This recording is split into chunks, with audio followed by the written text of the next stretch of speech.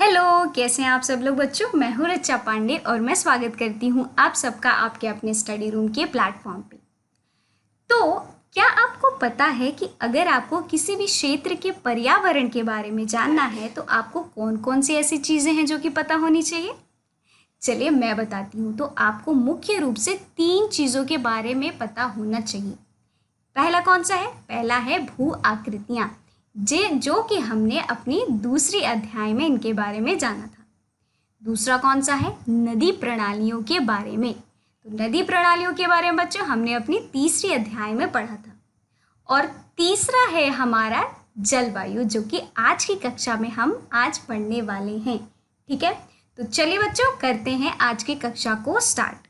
तो आज की कक्षा में हम पढ़ेंगे कक्षा 9वीं की चौथी अध्याय, जिसका नाम है जलवायु। और ये भी जानेंगे कि ऐसी कौन कौन सी चीज़ें हैं जो कि हमें क्या करती हैं बच्चों, ये दर्शाती हैं कि आखिरकार बरसात का जो मौसम होता है कब होता है, या फिर जो गर्मी पड़ती है वो कैसे होती है, या फिर जो भी ठंड पड़ती है वो कैसे होती है, हमको किस प्रकार से देखने को मिलते हैं, उनके बारे में भी हम आज की कक्षा में पढ़ेंगे। ठीक है, तो चलिए फटाफट करते हैं आज की कक्षा को शुभारंभ। आइए, तो अब हम पहले यहाँ पे क्या पढ़ने वाले हैं? अब हम तापमान में विभिन्नता के बारे में पढ़ने वाले हैं। ठीक है, तो तापमान में जो विभिन्नता है उसके बारे में हम जानेंगे ही जानेंगे, लेकिन सबसे पहले मैं आपको बता दूं कि बहुत लोगों को क्या होता है बच्चों, ये एक कंफ्यूजन होता है। ठीक है, वो समझ नहीं पाते कि आखिरकार जलवायु क्या होता है और मौसम क्या होता है। वो सोचते हैं कि जलवायु जो होता है वही मौसम होता है और जो मौसम होता है वही जलवायु होता है, लेकिन दरअसल ऐसा है नहीं, क्योंकि जलवायु और मौसम में बच्चों बहुत ही ज़्यादा अंतर आपको देखने को मिलेंगे। तो चलिए पहले जलवायु क्या होता है उसके बारे में हम जान लेते हैं। जलवायु क्या होता है बच्चों? वो किसी भी स्थान के वातावरण को, ठीक है, उसकी जो दिशा होती है उसको प्रकट करने के लिए हमें जलवायु जो होता है वो देखने को मिलता है।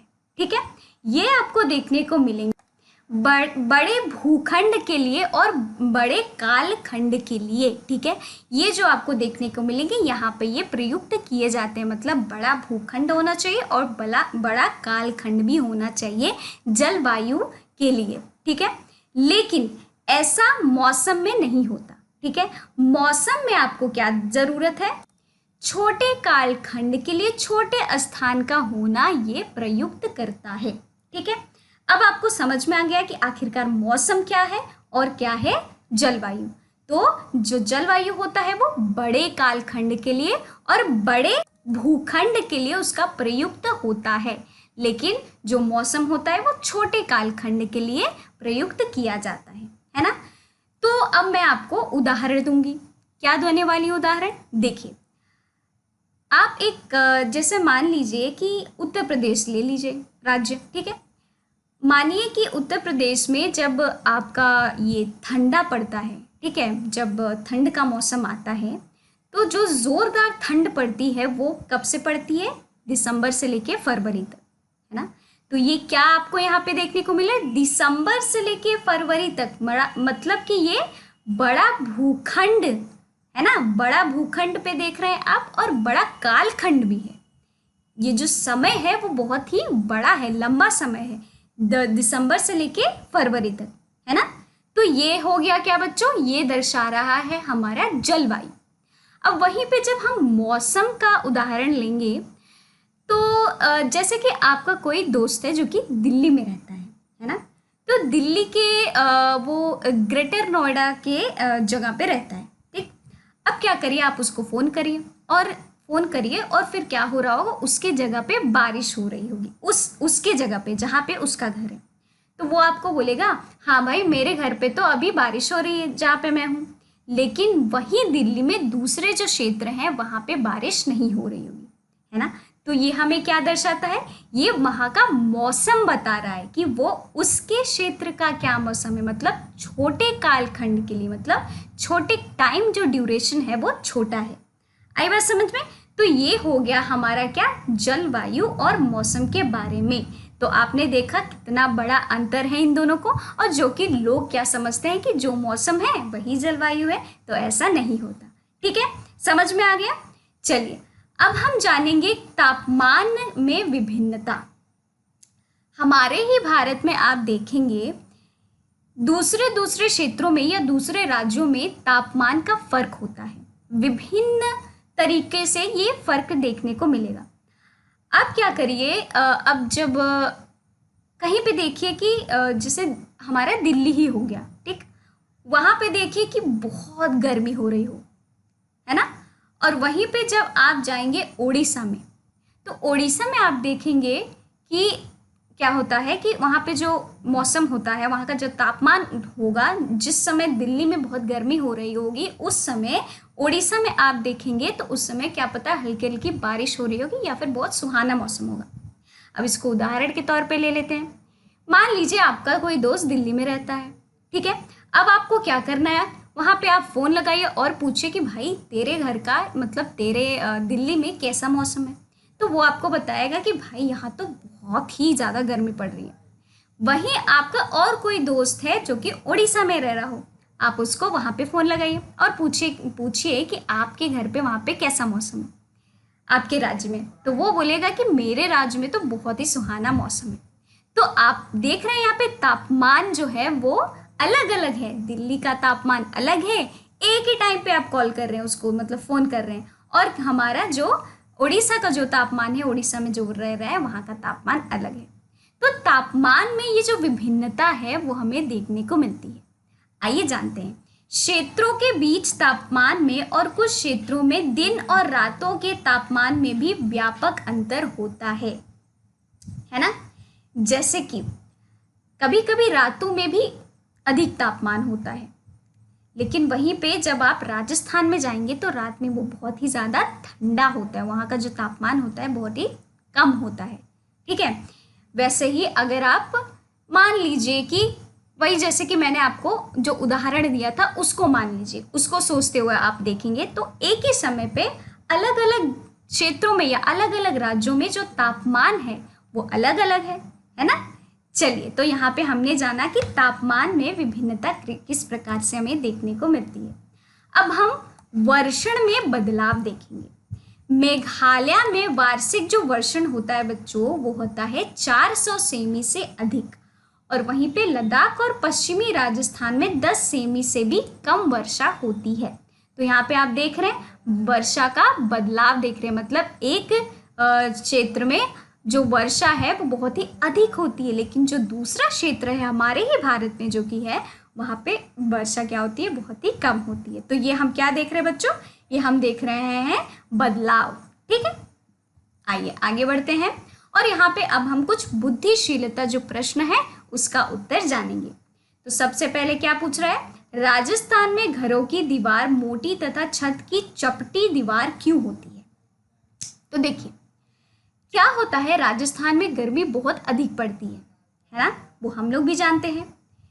तो अधिक गर्मी पड़ने की वजह से वहाँ की जो दीवारें बनाई जाती हैं वो बहुत ही ज़्यादा मोटी बनाई जाती हैं, जिससे कि जो गर्मी है, ठीक है, वो अंदर ना जा सके। ठीक है, इस वजह से वहाँ पे जो दीवारें होती हैं वो बहुत ही मोटी बनाई जाती हैं। और जो छतें होती हैं वो चपटी क्यों बनाई जाती हैं, क्योंकि वहाँ पे वर्षा क्या होती है, बहुत कम होती है, बारिश बहुत ही कम होता है। तो जब छतें होंगी तो वो क्या होगा, जो कुछ भी वर्षा होती है कम मात्रा में ही होती है, तो वो क्या करेगा बच्चों, संरक्षण करेगा जल का, है ना, संचार करेगा उसका। तो इस वजह से छतें वहाँ पे चिपटी बनाई जाती हैं। आई बात समझ में। चलिए अब हम आते हैं अपने दूसरे प्रश्न पे। दूसरा है कि तराई क्षेत्र तथा गोवा एवं मैंगलोर में ढाल वाली छतें जो होती हैं वो ऐसा क्यों होती हैं। तो आइए जानते हैं उसका उत्तर। क्योंकि हमें पता है कि इन क्षेत्रों में क्या होता है, जो वर्षा होती है वो बहुत ही ज़्यादा अधिक होती है ना। मैंगलोर हो गया आपका, गोवा हो गया, इन जैसे क्षेत्रों में अधिक वर्षा होती है। तो इस वजह से जो उनकी छतें बनाई जाती हैं इन क्षेत्रों में घरों की, वो कैसी बनाई जाती है, ढाल जो होती है, ढाल जैसे, मतलब पानी जो है वो गिर पाए। तो इस वजह से वहाँ पे ढाल जैसी छतें बनाई जाती हैं जिससे पानी वहाँ पे जम ना सके, है ना। जमेगा तो वो क्या हो जाएगा बच्चों, घरों में सीड़न हो जाएगी। तो इस वजह से वहाँ पे ढाल जैसी छतें जो होती हैं वो बनाई जाती हैं। अब तीसरा पूछ रहा है कि असम में प्रायः कुछ घर बांस के खंभों पर क्यों बने होते हैं? तो ऐसा क्यों होता है, आइए जानते हैं। क्योंकि बच्चों इन क्षेत्रों में क्या होता है, इन क्षेत्रों में बाढ़ जो होती है वो बहुत ही जल्दी आ जाती है। ठीक है, बाढ़ आने की जो समस्या होती है वो हमें इन क्षेत्रों में देखने को मिलेगी। और दूसरा क्या समस्या है, दूसरा है जंगली जानवरों से बचने के लिए। इस वजह से वो क्या करते हैं, वो बांस के खंभों पर जो घर होते हैं वो वहाँ पे बनाते हैं। ठीक है, तो ये हो गया हमारा तीसरा प्रश्न जो कि हमने उसका उत्तर यहाँ पे जाना। तो है ना, मज़ा आया ना इसमें। चलिए बढ़ते हैं आगे और हम जानते हैं कि जलवायु नियंत्रण जो होता है वो क्या होता है। देखिए, जलवायु के कुछ 6 मुख्य जो प्रमुख नियंत्रण हैं वो हैं, कौन कौन से हैं? पहला है अक्षांश, दूसरा है ऊंचाई, तीसरा है वायु दाब और पवन प्रणाली, चौथा है समुद्र से दूरी, पांचवा है सागर की लहरें, छठा है राहत सुविधाएं। तो ये कुछ जलवायु के कुछ 6 प्रमुख नियंत्रण हैं। ठीक है, तो आइए इन नियंत्रणों के बारे में पढ़ते हैं। तो इन नियंत्रणों के बारे में पढ़ने से पहले हम क्या करेंगे, और एक बुद्धिशीलता प्रश्न है उसके बारे में जानेंगे।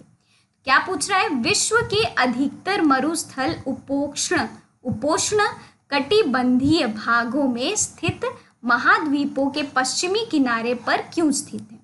तो क्यों स्थित है, आइए जानते हैं। क्योंकि बच्चों आप देखेंगे इन क्षेत्रों में चलने वाली जो व्यापारिक जो पवन होती हैं अपने क्या करती हैं, अपने नमी को ही पूर्वी भाग में वो क्या करती है, निकाल देती है। ठीक है, और ये पश्चिम किनारे तक मतलब वहाँ तक पहुँचने से पहले ही क्या हो जाती हैं, ये सूखी हो जाती हैं। ठीक है, ये जब इनकी जो भागें होती हैं वो महाद्वीपों के जब पश्चिम के किनारे जब पहुँचने से पहले ही क्या हो जाती हैं, सूखी हो जाती हैं। तो इस वजह से क्या किया जाता है, वो पश्चिम के किनारे पर स्थित की जाती हैं। आई बात समझ में? चलिए बढ़ते हैं आगे और जानते हैं अक्षांश के बारे में। अब हमने अक्षांश के बारे में अपने दूसरे अध्याय में पहली अध्याय में पढ़ा था, अगर आपको याद हो तो, है ना। तो जब भी अक्षांश और देशांतर के बारे में बच्चों हम क्यों पढ़ते हैं, देखिए जब भी हमें क्या होती है, पृथ्वी पे किसी भी स्थान के किसी भी क्षेत्र के स्थान के बारे में जानना होता है तो हम क्या करते हैं, अक्षांश और देशांतर का प्रयोग करते हैं, है ना। तो उसके वजह से हम उस क्षेत्र के स्थान के बारे में जान पाते हैं, है ना। तो देखिए, कर्क वृत्त पश्चिम में कच्छ के रण से पूर्व में मिजोरम तक भारत से होकर वो गुजरती है। तो ये आपको कहाँ का, ये आपको क्या दिखा रही है, स्थान के ही बारे में यहाँ पे बताया जा रहा है। ठीक है, तो यहाँ पे आप देख सकते हैं कि जो कर्क वृत्त है, जो हमारा ये मैप है जो हमारा भारत का, वहाँ पे आप देख रहे हैं जो कर्क वृत्त है वो कहाँ से गुजरता है बच्चों, ये पश्चिम से, पश्चिम में ये कर्क के रण से ये पूर्व की तरफ क्या होता है, मिजोरम तक भारत से होकर ये गुजरता है। कौन गुजरता है, जो हमारा कर्क वृत्त है वो गुजरता है। मतलब पश्चिम से कर्क, पश्चिम में कर्क है, कच्छ जो है, कच्छ, ठीक है, जो कि गुजरात में है, वहाँ से वो क्या करता है, पास होता है। ठीक है, जो कि पूर्व में फिर वो मिजोरम से पास होते हुए हमारे भारत से वो होकर गुजर जाता है। ठीक है, तो ये है हमारे कर्क वृत्त के बारे में। ठीक है, जो कि हमारे अक्षांश में हमने देखा। अब ऊंचाई के बारे में आइए जान लेते हैं। उत्तर में पहाड़ों की औसत जो ऊंचाई होती है लगभग 6000 मीटर है, जबकि तटीय क्षेत्रों में अधिकतम ऊंचाई लगभग 30 मीटर है। तो आप उत्तर में देखेंगे तो जो ऊंचाई है वो 6000 मीटर है, लेकिन जब आप तटीय क्षेत्रों में देखेंगे तो जो उसकी ऊंचाई होती है अधिकतम लगभग कितनी हो सकती है, वो खाली 30 मीटर ही होती है। तो ऊंचाई में भी हम क्या देख रहे हैं, विभिन्नता देख रहे हैं, मतलब भिन्न है वो ऊंचाइयों में भी, एक क्षेत्र से दूसरे क्षेत्रों से, है ना। अब हम वायु दाब और पवन के बारे में पढ़ेंगे। ठीक है, तो सबसे पहला है बच्चों यहाँ पे हमारा दबाव एवं धरातलीय पवन। दूसरा है ऊपरी वायु परिसंचरण। तीसरा है पश्चिमी चक्रवाती विक्षोभ और उष्ण कटिबंधीय चक्रवात। ठीक है, तो वायु जो दाब होता है वो क्या होता है और कहाँ हमें देखने को मिलेगा? देखिए, जब कभी भी चक्रवात का ऐसा क्या हो माहौल बन जाए तो आप देखेंगे जो पवनें होती हैं, जो पवन बहती हैं, उसमें कितना दाब होता है ना, कितना प्रेशर से वो बहती हैं पवनें, मतलब एक झटका देती हैं और ऐसा झटका देती हैं जिससे कि बड़े बड़े जो पेड़ होते हैं वो भी क्या हो जाते हैं, वो नष्ट हो जाते हैं, वो गिर जाते हैं।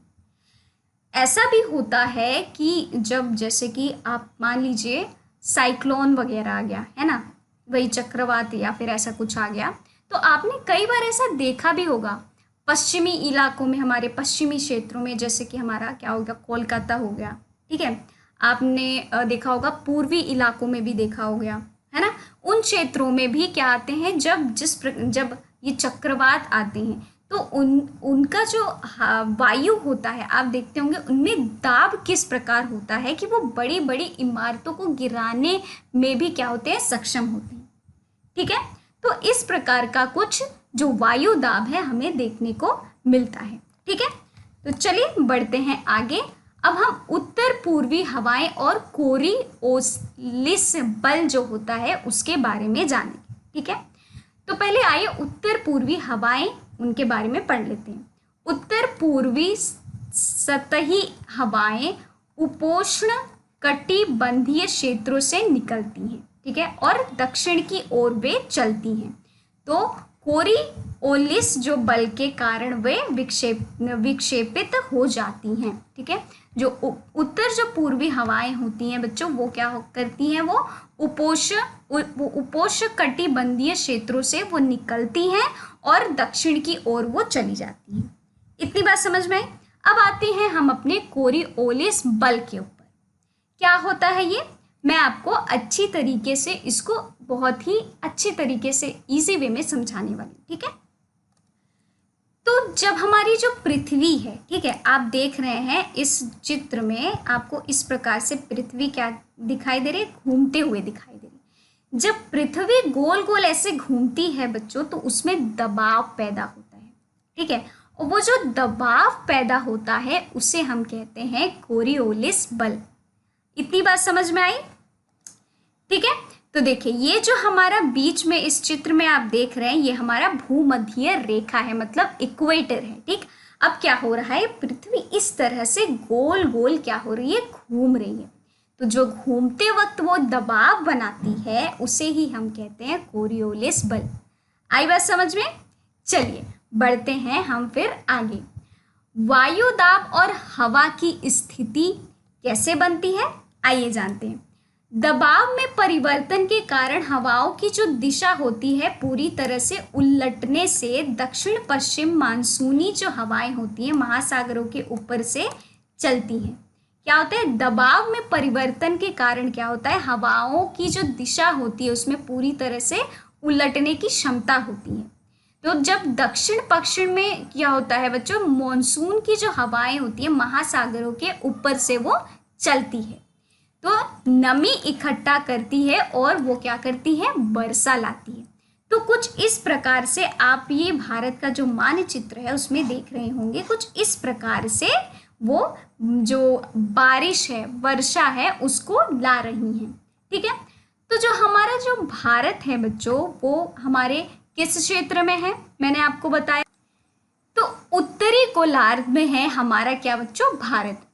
तो उत्तरी गोलार्ध में क्या होता है, जो भी दाब होता है, ठीक है, जो भी दबाव होता है वो क्या किया जाता है, कोरिओलिस जो बल है, ठीक है, उसके द्वारा जो वो दाब होता है उसको वो दाएं की तरफ क्या करते हैं, उसको मोड़ देते हैं। कौन मोड़ देता है, कोरिओलिस जो बल है उसको, उस दाब को दाएं की तरफ मोड़ देते हैं, जो कि हमें इस चित्र में देखने को मिल रहा है।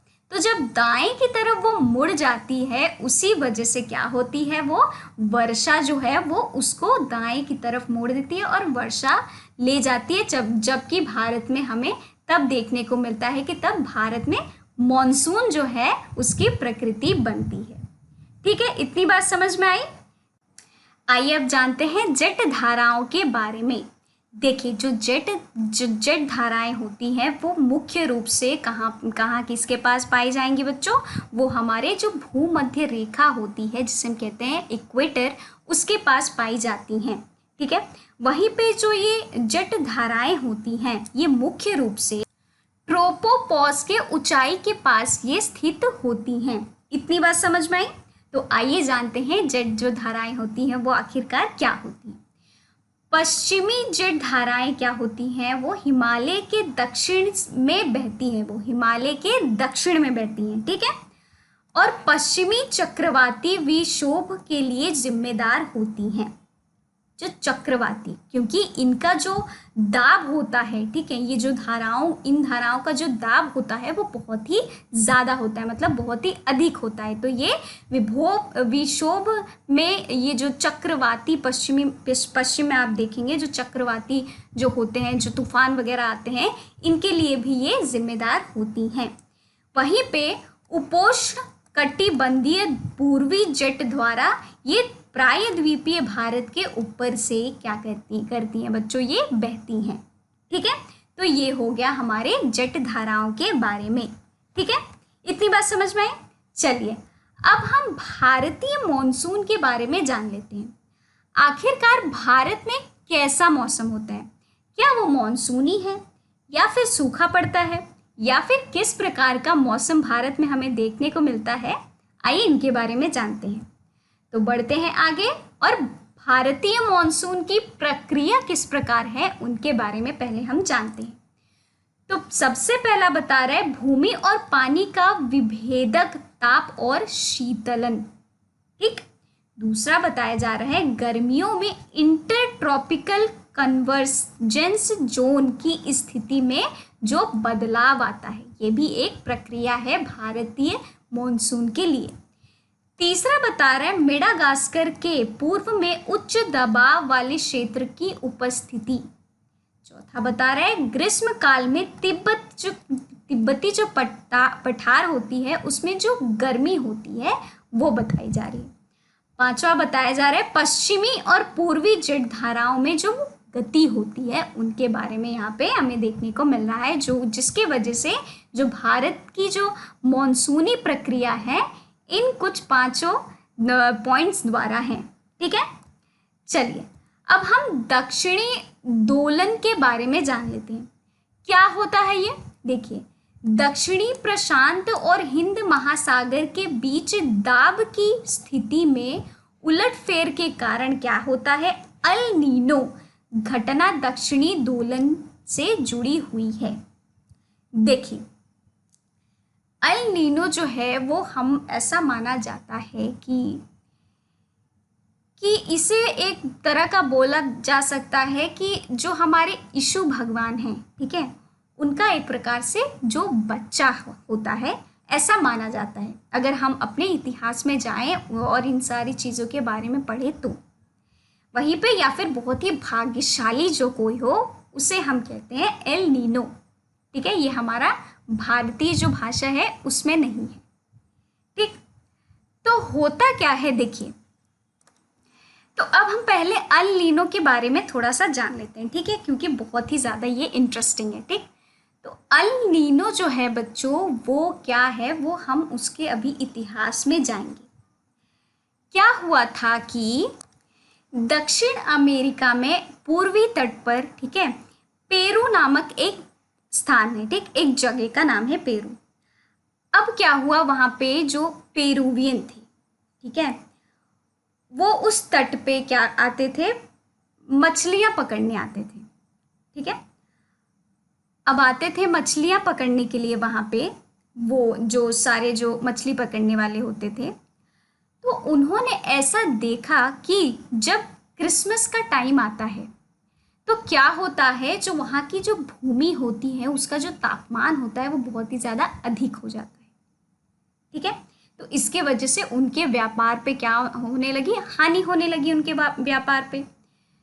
तो उन्होंने देखा कि आखिरकार ये किस प्रकार से होता है, और ऐसा न ही सिर्फ क्रिसमस के टाइम होता है, बल्कि ऐसा कभी कभी 1-2 सालों में होता है, कभी 7 सालों में होता है, कभी 3 सालों में होता है। तो ये जो टाइम का आप डिफरेंस देख रहे हैं, ऐसे भी उनको देखने को मिला। तो क्योंकि ये मुख्य रूप से क्या होता था कि ये हमारे क्रिसमस के टाइम पे जो तापमान होता था भूमि का, वो बदल जाता था, तो इस वजह से उसे नाम दे दिया गया, क्या, एल नीनो। ठीक है। तो जब ये जो तापमान क्या होता है वो अधिक हो जाता है, ठीक है। तो बच्चों, जब एल नीनो का जो ये है आपका तापमान है, ठीक है, जब वो क्या होता है, वो बढ़ जाता है, तो जो हमारा पैसिफिक जो समंदर है, ठीक, पैसिफिक समंदर के ऊपर में आप देखेंगे जो मॉनसून होता है उसमें भी बहुत ही अधिक प्रभाव पड़ता है, ठीक है। इस वजह से जो हमारे भारत में जो मॉनसून आता है उस पे भी हम उसका प्रभाव देख सकते हैं, ठीक है। तो जब एल नीनो का जब तापमान बढ़ जाता है तो उसमें क्या होता है, उसमें जो बदलाव होता है वो हमें देखने को मिलता है, जिसके वजह से जो हमारा पैसिफिक जो समंदर है उसके ऊपर भी हम क्या देखेंगे, जो मॉनसून होता है उसमें भी अधिक प्रभाव पड़ता है, अधिक बदलाव देखने को मिलेंगे। तो उस प्रभाव का हमारे भारत में जब मॉनसून आता है उस पे भी उसका बहुत ही अधिक प्रभाव देखने को हमें मिलेगा, ठीक है। तो ये होगी पूरी कहानी बच्चों एल नीनो के बारे में। अब आइए जानते हैं दक्षिणी दोलन, जो कि एल नीनो से उसे जोड़ा गया है। क्या है ये, आइए समझते हैं। तो दक्षिणी प्रांत और हिंद महासागर के बीच दबाव की स्थिति में उलटफेर के कारण क्या होता है, एल नीनो घटना दक्षिणी दोलन से उसे जोड़ी गई है। जबकि दक्षिणी प्रशांत और हमारे जो हिंद महासागर है उसके बीच में जो दबाव की स्थिति होती है उसमें जब उलटफेर के कारण क्या होता है, एल नीनो की जो घटना है जो कि हमने अभी देखा सारा, उसमें क्या होता है, दक्षिणी जो दोलन है उसको उसके साथ जोड़ दिया गया है। अब बात समझ में आई। तो ये हो गया हमारा एक तरह से कहानी, जिससे कि आपको ये जो कॉन्सेप्ट है समझ में आ गया। तो यहाँ पे इस चित्र में भी आपको उसी प्रकार से समझाया गया है, ठीक है। सामान्य से अधिक जो गर्मी होती है, जैसे कि हमने देखा तापमान के बारे में, फिर शीतक भूमध्य जो रेखा होती है, ठीक है, कम वर्षा वाली जो जगह, उसके बाद ये सारी चीज़ों के बारे में हमने यहाँ पे क्या किया है, डिस्कस किया है, ठीक। चलिए बढ़ते हैं आगे और मॉनसून की शुरुआत कब कैसे होती है उसके बारे में जानते हैं। मॉनसून के प्रस्फोट से शुरू होकर जून की शुरुआत से सितंबर के मध्य तक मॉनसून 100 से 120 दिनों तक वो रहता है, ठीक है। 100 से 120 दिन तक क्या रहता है, मॉनसून रहता है, ठीक है। शुरुआत आपके जून की शुरुआत से सितंबर के मध्य तक, आई बात समझ में। तो ये हमारा मॉनसून का शुरुआत होता है। फिर यह अरब सागर की शाखा और बंगाल की खाड़ी में प्रवेश करती है। तो यह आप देख रहे हैं इस भारत के मानचित्र में, देखिए इस प्रकार से कुछ जो ये हमारी बंगाल की खाड़ी है उधर साइड ये क्या हो रही है बच्चों, ये बहती हुई जो आपको देखने को मिल रही है लहरें टाइप की जो हैं, जो हवा की जो लहर है, ठीक है, ये जो बह रही है इस प्रकार से, ये क्या है, मॉनसून की ये लहरें हैं, ठीक है, जो कि हमारी बंगाल की खाड़ी में प्रवेश करती है और अरब महासागर की जो शाखा होती है उनमें प्रवेश करती है। तो हमें पता चल जाता है कि मॉनसून की अब शुरुआत हो गई है, ठीक है। चलिए आगे बढ़ते हैं, मॉनसून की वापसी कब होती है। अभी तो हमने देखा किस प्रकार मॉनसून जो बंगाल की खाड़ी से अरब सागर की जो शाखा होती है उससे जाती है, तो वो उसकी शुरुआत होती है। अब आइए देखते हैं वापसी कब होती है। उत्तर पश्चिमी राज्यों में सितंबर से मॉनसून की वापसी शुरू हो जाती है। जैसे कि हमने वहाँ पे देखा सितंबर के मध्य तक मॉनसून रहता है, तो वहीं पे सितंबर के अंत तक क्या होती है, उसकी वापसी क्या होती है, वो स्टार्ट हो जाती है, ठीक। दिसंबर की शुरुआत तक देश के बाकी हिस्सों में मॉनसून वापस आ जाती है, ठीक है। देखिए ये जो लहरें आपको देखने को मिल रही है हवाओं की, कुछ इस प्रकार से क्या होती है, मानसून की वापसी आपको देखने को मिलेंगी। ठीक है, तो ये हो गई कुछ प्रक्रिया जो कि मानसून की वापसी के बारे में हमने यहाँ पे जाना। अब हमने पढ़ लिया, ठीक है, भारत में आखिरकार मानसून जो है वो कब कैसे आता है, कब उसकी वापसी होती है, कब वो प्रवेश करता है। तो आइए अब पढ़ते हैं ऋतुओं के बारे में। ठीक है, कई सारी जो ऋतुएं होती हैं वो हमारे भारत देश में हमें देखने को मिलती है ना। तो ठंड का मौसम, सबसे पसंदीदा जो मौसम लोगों का होता है वो होता है ठंड का मौसम, है ना। तो चलिए उसके बारे में हम पहले जान लेते हैं। तटीय क्षेत्रों में औसत तापमान 24 से 25 डिग्री सेल्सियस और उत्तरी मैदान इलाकों में 10 से 15 डिग्री सेल्सियस होता है। ठीक है, तटीय क्षेत्रों में और औसत जो तापमान होता है वहाँ का वो होता है 24 से 25 डिग्री सेल्सियस, और उत्तरी मैदान में आप देखेंगे तो इन इलाकों में 10 से 15 डिग्री सेल्सियस होता है।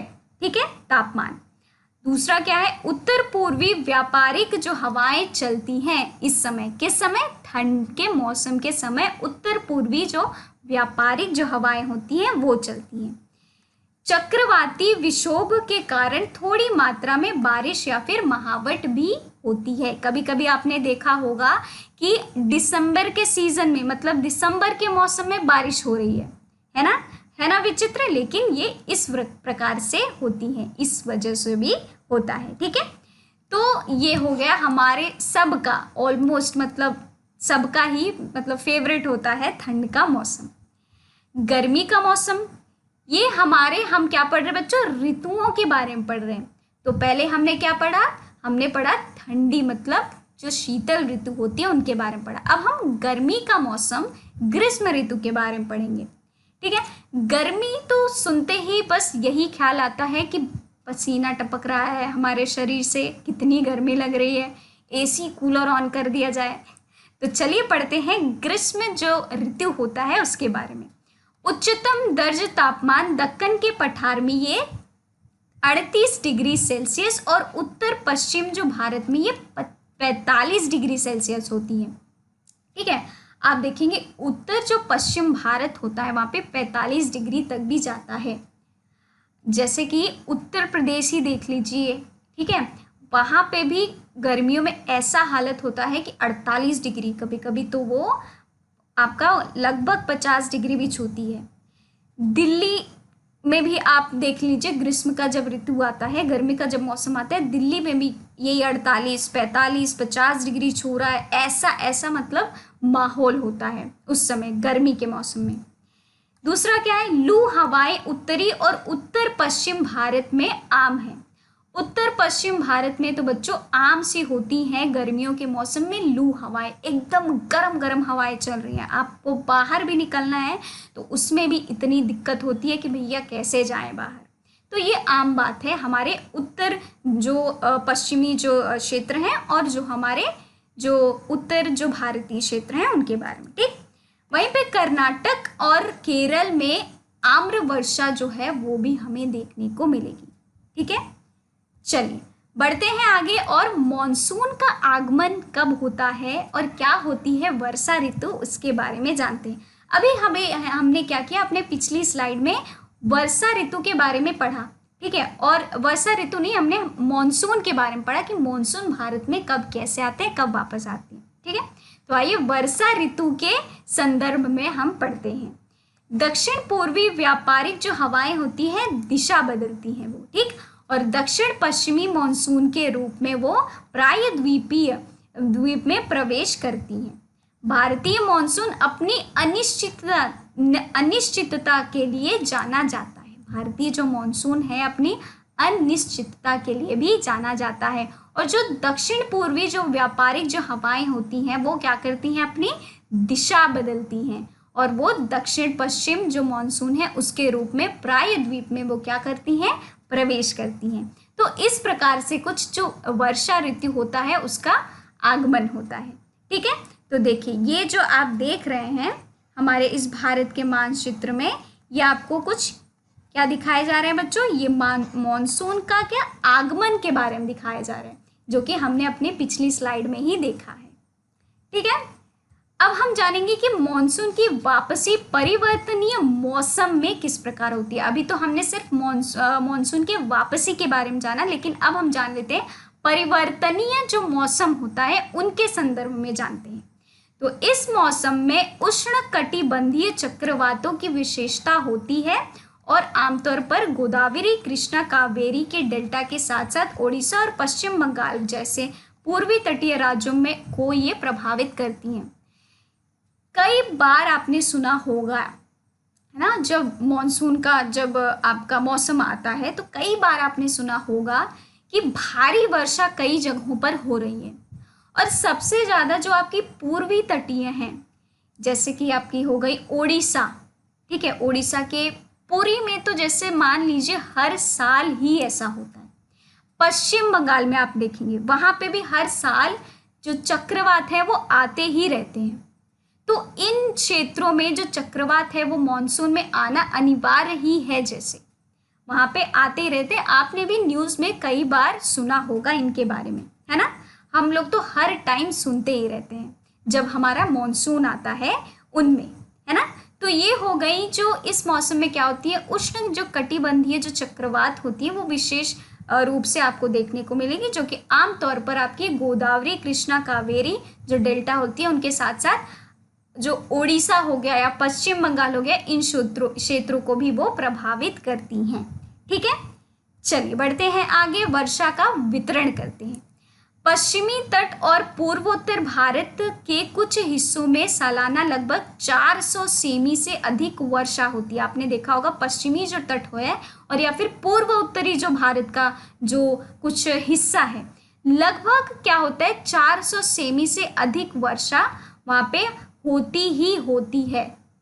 ठीक है, पश्चिमी तट और पूर्वी जो भारत का जो तट है, ये हमारा हो गया बच्चों कौन सा, पूर्वी जो भारत का तट है ये, और ये हो गया पश्चिमी जो तट है वो। ठीक है, इनमें आप देखेंगे लगभग क्या होता है, इनके कुछ हिस्सों में 400 सेमी से अधिक वर्षा जो है वो होती है। ठीक है, चलिए मॉनसून एकता का परिचय भी है, किस प्रकार है आइए जानते हैं। भारतीय परिदृश्य इसे पशु और पौधों का जीवन, इसका संपूर्ण कृषि कैलेंडर और लोगों का जीवन अनेक उत्सवों सहित बारी बारी से मौसम के इर्द गिर्द घूमते रहते हैं। आपने देखा होगा कई बार क्या होता है, जब वर्षा का आगमन होता है तो उसे ही बहुत ही शुभ संकेत माना जाता है हमारे भारतीय संस्कृति में। पहले भी जब वर्षा होती थी तो उसे एक शुभ संकेत माना जाता था ईश्वर के द्वारा। ठीक है, तो ये एक हमारी एकता का भी परिचय है। लगान जो फिल्म है आप सबने देखी होगी, वहाँ पे क्या होता है, बंजर जमीन रहती है, बारिश होती ही नहीं है, तो सब क्या होते हैं, बड़े दुखी रहते हैं। लेकिन क्या होता है, जैसे ही बारिश होती है सब में हर्ष उल्लास उठ बैठता है ना, आ जाता है। तो ये क्या संकेत दिखा रहा है, ये हमारे भारत के एकता के बारे में दिखा रहा है, जो कि मॉनसून जब आता है तो हमें उसमें देखने को मिलता है। वैसे ही आपने मॉनसून में कई ऐसे पर्व भी देखे होंगे जो कि हमारे मॉनसून से ही जुड़े हुए हैं, जो कि हमारे पूरे भारत को प्रभावित करते हैं। तो जो हमारा मॉनसून है बच्चों, वो आपने ये भी देखा होगा कि कई बार जो बच्चे होते हैं वो बारिश में नाचते हैं, घूमते हैं, इतना उनको क्या करते हैं, इंजॉय करते हैं। तो वो भी क्या दर्शा रहा है कि जब मॉनसून आता है तो उसमें जो सभी लोग, बड़े से छोटे से लेके सभी लोग क्या होते हैं, हर्ष उल्लासित हो जाते हैं, है ना। तो ये हमारा मॉनसून जो है वो एकता का परिचय है हमारे भारत के लिए। ठीक है, तो चलिए आज की कक्षा को हम करते हैं यहीं पे समाप्त। मिलते हैं हम अपनी अगली कक्षा को और करेंगे इस अध्याय को समाप्त। तब तक के लिए आपको मैंने जो भी पढ़ा है आज की कक्षा में, आप उसको अच्छे से पढ़ लीजिएगा। ठीक है, चलिए मिलते हैं हम अपनी अगली कक्षा में।